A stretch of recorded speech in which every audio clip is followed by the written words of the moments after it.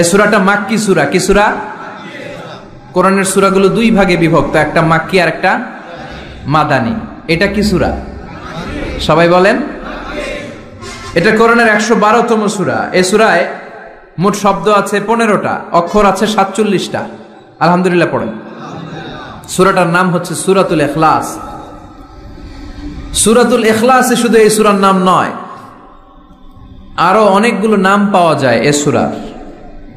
তন্মধ্যে একটি নাম হচ্ছে সূরাতুত তাওহীদ। সূরাতুল ইখলাসের অপর আরেকটি নাম হচ্ছে সূরাতুত তাওহীদেরি মুর্শিদ আমার মুহাম্মাদের নাম বলো, মুহাম্মাদের নাম। আল্লাহর নাম জপলে বুঝতে পারি আল্লাহরই কালাম, বলো মুহাম্মাদের নাম। ওই নামেরই রশি